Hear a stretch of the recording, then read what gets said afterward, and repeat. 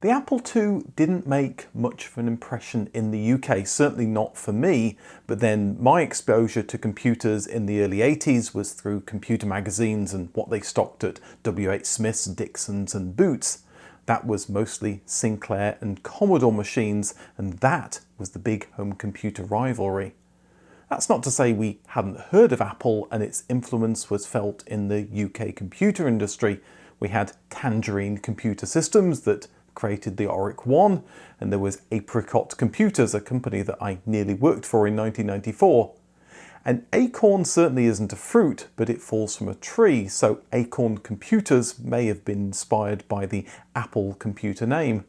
Even America got in on the act, with Orange Micro making Apple II peripherals in the 80s, and clone makers like Banana and Pineapple being blatant rip-offs.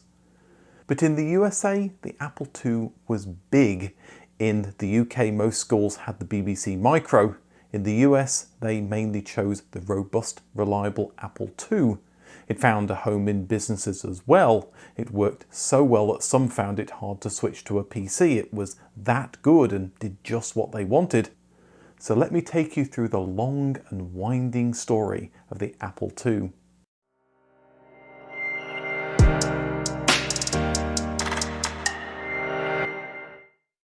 The early days of Steve Jobs, Steve Wozniak and Apple have been well documented elsewhere, so I'm not going to go into detail. Suffice to say, they met in 1971 and collaborated together to make a device to make free phone calls, the so-called Blue Box. Steve Jobs saw Steve Wozniak's high level of technical skill. Wozniak saw Jobs' skill as a businessman that would allow him to focus purely on designing innovative electronics. The two Steves started attending the Homebrew Computer Club in what would be known as Silicon Valley. This was a loose collective of like minds who were fascinated in the potential for personal computers, and the sharing of ideas helped create new innovative ways of achieving this with the latest computer chips. Only two chips could make a practical personal computer in 1975, the Intel 8080 and the Motorola 6800, but both were expensive. Wozniak preferred the 6800, and as luck would have it, MOS Technologies came out with what was essentially a cut-down version of Motorola's chip as the 6502. If you want to hear more about that story, see my video on the Commodore PET linked above. Wozniak had designed a computer on paper to use the Motorola 6800, so when the 6502 launched, he saw the chance to turn it into reality. This computer that was designed to use either the 6502 or the 6800 was shown at the Homebrew Computer Club. Wozniak offered it to Hewlett-Packard where he worked, but he got no interest. Steve Jobs convinced Wozniak to go into business together, and they'd start by selling circuit boards to allow others to build their own computer. They formed the company Apple Computers on April Fool's Day 1976, selling their first computer as the Apple I. With chips being so expensive, the Apple I had to cut costs in every conceivable way, and this was one of its advantages. Instead of a dedicated monitor, it used any display that accepted a composite signal, such as a security camera. But RF circuitry could be added to allow a Commodore Garden TV to be used, something that was in every household. The optional cassette module allowed a home cassette recorder to double as a tape backup to load and save programs. Regular mini-computers were expensive, partly because of all this extra paraphernalia that was required, such as floppy disk drives and terminal displays. The Apple I was a fully functioning computer for a great price, and a template for something that could become mainstream. And almost as soon as the Apple I started shipping, that's what the two Steves started thinking about, the next step, something more consumer-friendly. It would use the TV and cassette interface, and rather than being a bare circuit board, it would be a fully formed machine with a plastic case, power supply and a keyboard. And although Woz has cited the IBM Selectric as a potential influence, the case looked like it was designed as a home appliance rather than something for the office. The Apple I was really two machines in one, a computer that did the processing and display hardware that emulated a terminal, printing the characters one by one to the screen. This meant the display was more like a teletype, something common at the time, but it didn't do backspace and there wasn't any way of positioning the cursor or characters anywhere on the screen. This would change for the Apple II. The processing and video circuitry would be integrated together. But there were a lot of similarities with the Apple I as well. It used a 6502 CPU, it included an updated version of WOS's BASIC interpreter, and this time it would boot straight into BASIC to make it easier to use. It had the same 4K base memory, but could be expanded to 48 kilobytes. WOS lived and breathed computers. His pin-ups as a kid were mainframe computers.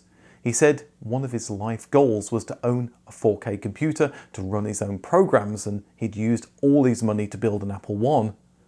One secret of a successful business is to be the biggest fan or uber geek of the thing that you're working on. You know intrinsically what features your product needs because you're the target market. Business applications were all very well, but people were porting games like Star Trek to the Apple I. Arcade video games were becoming very popular and the sort of thing people wanted in their homes. Home Pong consoles were taking the world by storm in 1976. Steve Wozniak had produced the hardware for Atari's arcade Pong update Breakout in 4 days without any sleep. For a computer to run exciting games like Breakout, it needed graphics, it needed sound, and it needed controllers, so all of these features would be included in the Apple II. Woz said he designed Breakout for Atari in hardware, now he wanted it to be written in software for the new Apple II. He was giddy to not only show the Apple II to the Homebrew Computer Club, but to show his software implementation of Breakout called Brickout, written in BASIC no less and controlled with the computer's 2 included paddles. Games have become such a big driver in the computer industry, but in the 1970s that side of computing was underestimated by competitors Tandy and Commodore. They pitched their personal computers more towards hobbyists and business customers.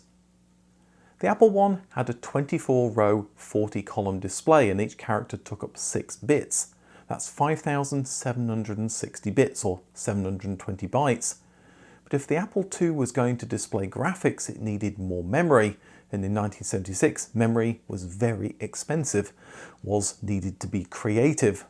The Apple II's video memory shared the main memory, and this allowed for multiple modes. If you couldn't stomp for much memory, then use a simple video mode. If you could afford more memory, you could either have a larger program or enable high-resolution color graphics. The color was created by a clever use of artifacts of the NTSC TV standard used in North America.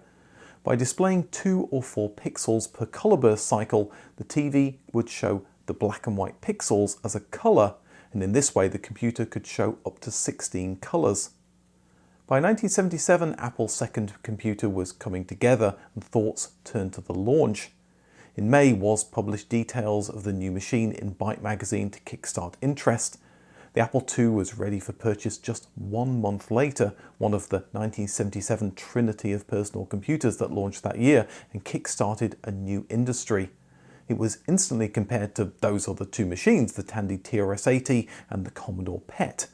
The Apple II was over double the price and didn't include a display or a tape storage device, but it had those high-resolution color graphics, a whopping 282 by 192 pixels that looked as big as ice cubes today, but at the time were a revolution. Neither the TRS-80 or the PET had anything that could come close. The Apple II's color capabilities were so important that their logo featured a multicolored pattern. It also had sound of a sort. Out of the gate, it could do little more than clicks, but with careful timing, it could be used to make the sorts of sounds that you want in a fast-action video game. Another key advantage was expandability. Both the TRS-80 and PET offered expansion ports and connectors on the rear, but the Apple II offered an easy way to install cards internally that made for an expanded system that didn't have bits dangling off the back. Some felt its high price was warranted given the Apple II's superior quality, certainly when compared to the TRS-80. For example, every chip was socketed for easier servicing. This high quality would pay dividends as the Apple brand became known as the gold standard for personal computers.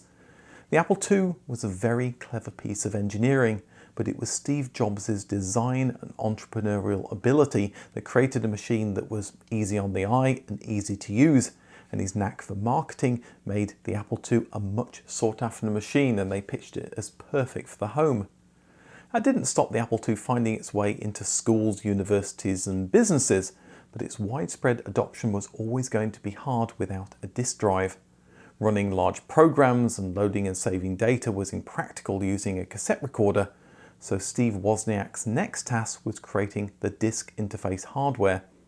It launched in 1978 as the Disk II. Once again, it was a masterpiece of design that was a lot cheaper to produce than the competition. It would take Commodore another year to create their own disk interface, and the TRS-80 disk interface offered less storage per disk for more money. The Disk II interface was both a moneymaker for Apple and a strong reason to choose an Apple II. Once users started programming their own applications, one problem became clear: the limits of Apple II Basic.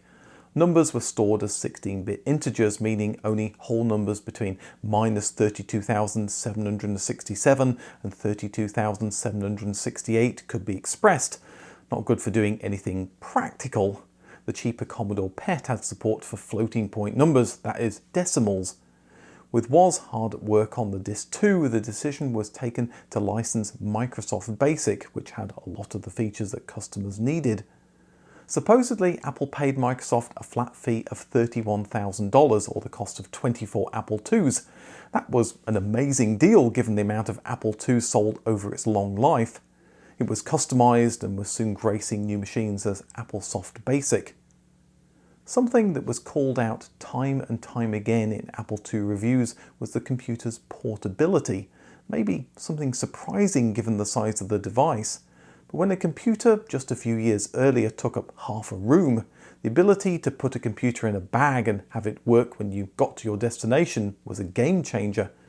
Users were taking machines as hand luggage on aeroplanes. One said the computer easily fit under the seat, which probably says less about the size of the Apple II and more about how aircraft seats have shrunk since 1978. Apple, like other home computer makers, were hoping that their home computer would find its way into the homes of mainstream users, but no one was quite sure how this was going to happen.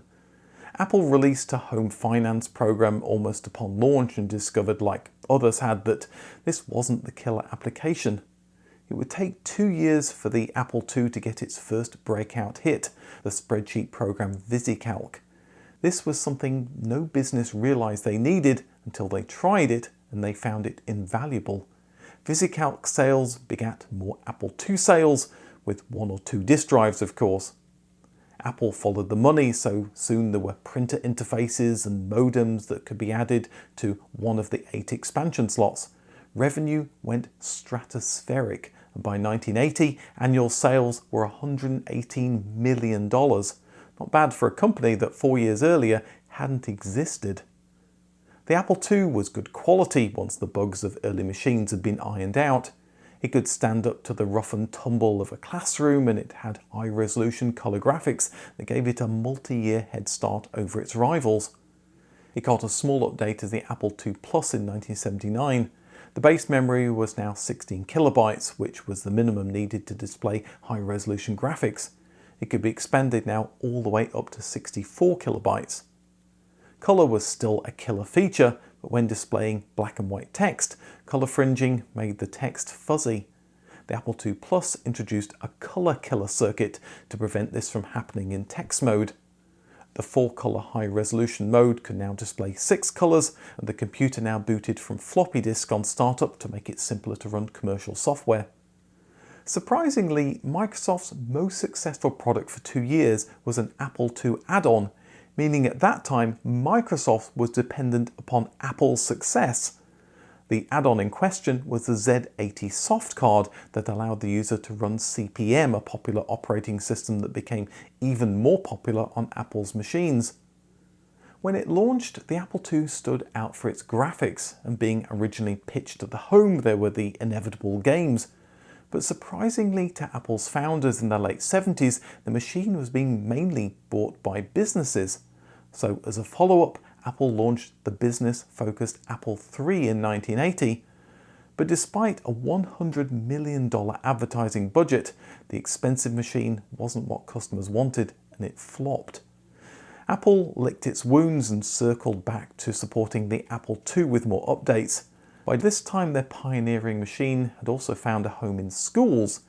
In the UK, every school had a BBC Micro thanks to the government's computer literacy project. Apple essentially created their own incentive system in the US, giving away machines to seed schools with their computers and then following up with discounted machines. This way, many US children started to equate computers with the Apple logo. To keep it relevant to the world was introduced the Apple IIe in 1983, E standing for enhanced. All machines now shipped with at least 64 kilobytes of memory, expandable to 1 megabyte. It was also the first to ship with lowercase letter support, and it's amazing that Apple customers had to live with only uppercase letters in the stock machine until 1983, when most other computers had supported lowercase for years. There was also 80-column support, very useful for VisiCalc. Another critical feature for a spreadsheet were cursor keys, so up and down keys were added. The reset key was changed to make it harder to press accidentally, so there was less chance of losing all of your work. After launch, Apple discovered that they could produce 16 colors in high-resolution graphics mode instead of the previous 6 colors, so a motherboard revision was quickly released. The IIe was really the computer Apple should have made a few years earlier, but they were distracted by the Apple III. In fact, the Apple IIe had taken some of the features from that failed machine. It might still be expensive, but Apple quality meant it was less likely to let you down, and customer loyalty continued to grow.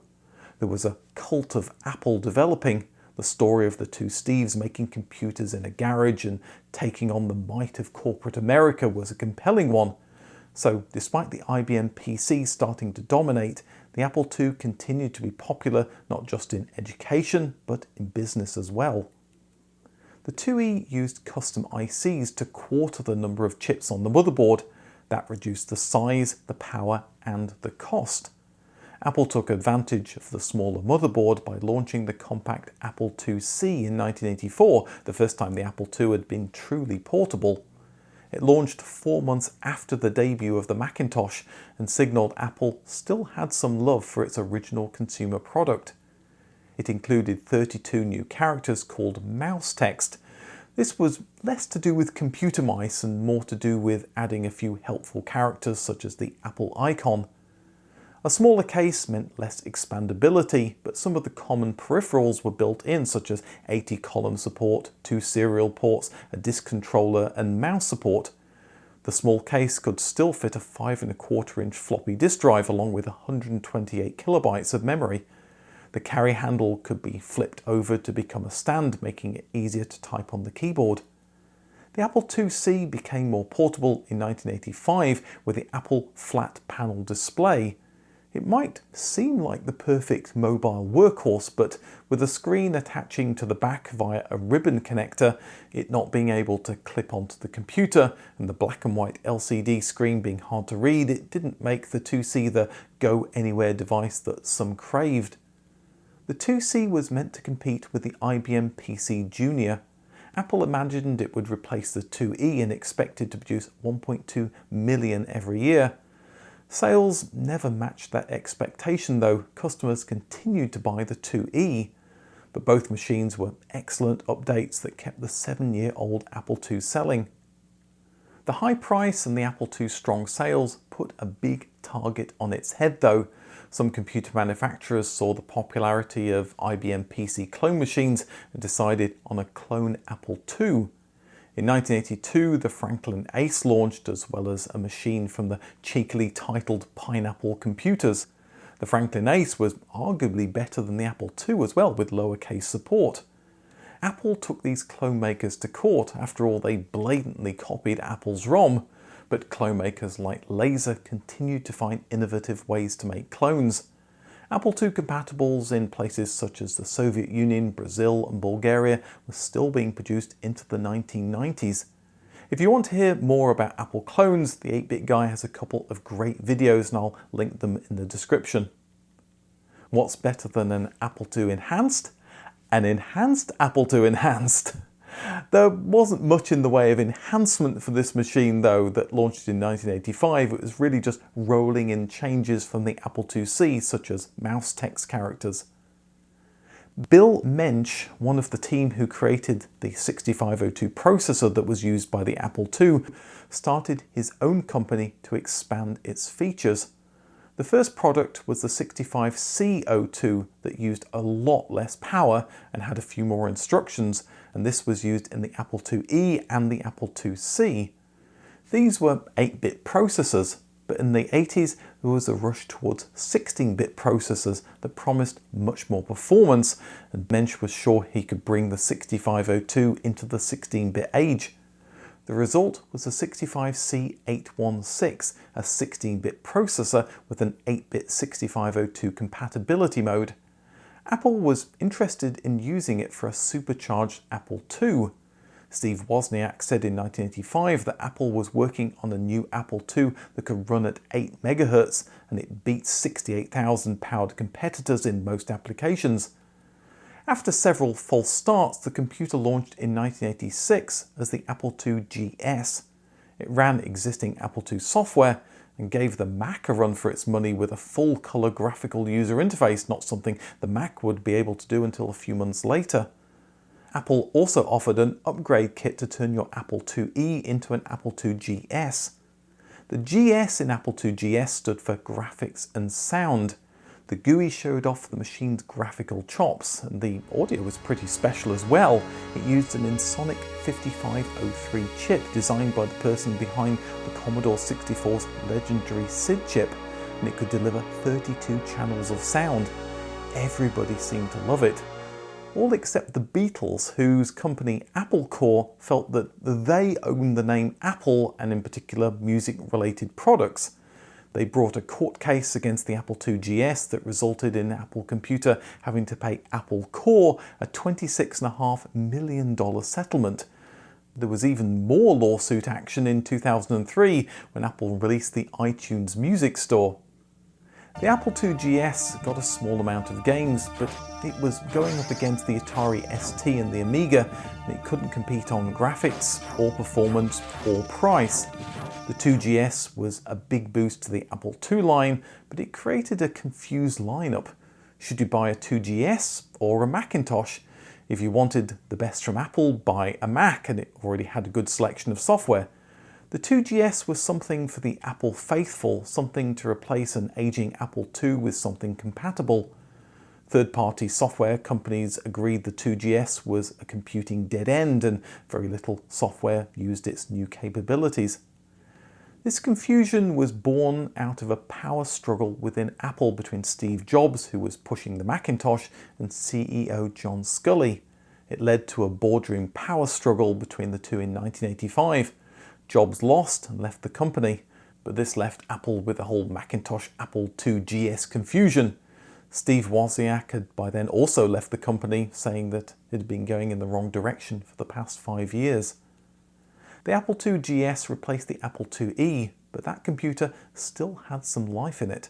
I'm not dead! What? Nothing. Here's your ninepence. I'm not dead! The Apple IIe Platinum launched in 1987, essentially an Apple IIe with a few minor changes, and presumably kept alive for those who still relied on the venerable machine. The Apple IIe would even outlast the Apple IIGS, ending production a year later in 1993. If you owned a Mac and wanted Apple IIe compatibility, Apple offered an Apple IIe card that launched in 1991. It continued to be sold until 1995, almost 20 years after the original computer launched. The Apple II was groundbreaking when it launched, with a quality that made it perfect for business and education. Once it embedded itself in those environments, it was easy to keep selling an improved machine, and that gave the Apple II its longevity. Many equate the Apple II with the education game The Oregon Trail from their school days, but that game launched in 1985, 8 years after the original Apple II, and that shows how long it was used in schools. It became Apple's cash cow, fueling investment in the Macintosh that itself kept the company just about ticking over in the lean years of the 1990s. The personal computer revolution started in 1977 with the three computers that I've now covered: the Tandy TRS-80, the Commodore PET, and the Apple II. The explosion of sales left many other established companies rushing for a piece of that pie, and in my next video I'll talk about the first of these that made it to market, the Texas Instruments TI-99. Thanks for watching the video all the way to the end. Once the Texas TI-99 video is out, it will be on the right, and there's also a link to the first video about the Tandy TRS-80. Thanks for watching, and I'll see you in the next video.